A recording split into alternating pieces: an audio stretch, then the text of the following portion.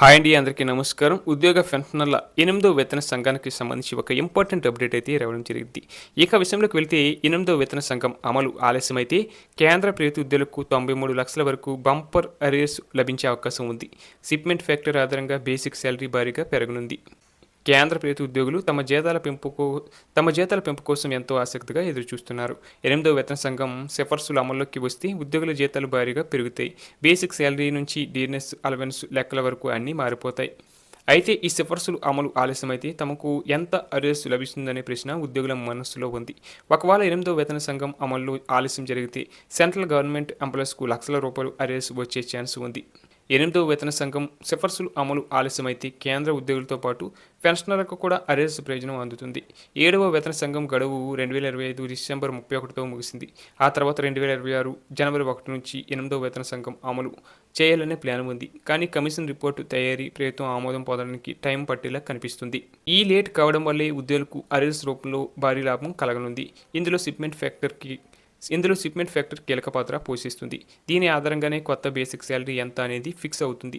ఈ shipment factor 2.0 నుంచి 2.87 మధ్య ఉండే అవకాశం ఉందని అంచనా వేస్తున్నారు.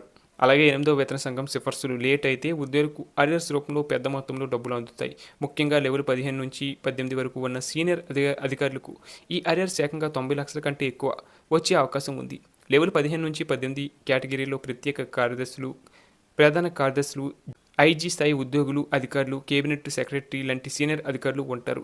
ఈ లెవెల్ అధికారులు ప్రస్తుత బేసిక్ శాలరీ 1,82,000 నుంచి 2,50,000 వరకు ఉంటుంది.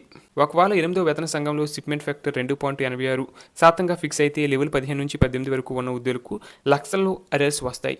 20 నెలల అరియర్స్ బేస్ చేసుకుని లెక్కిస్తే ఈ అమౌంట్ గరిష్టంగా 93 లక్షల వరకు చేరుకుంటుంది.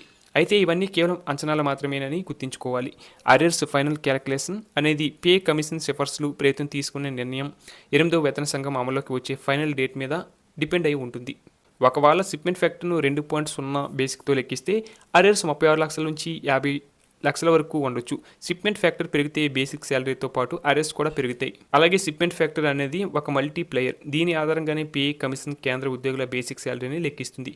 కొత్త పే కమిషన్ వచ్చినప్పుడు పాత బేసిక్ శాలరీని ఈ షిప్మెంట్ ఫ్యాక్టర్తో గురించి కొత్త బేసిక్ శాలరీని డిసైడ్ చేస్తారు. ఈ షిప్మెంట్ ఫ్యాక్టర్ పెరగగానే basic salary, DA, HRA, arrears అన్నీ ఆటోమేటిక్గా పెరిగిపోతాయి.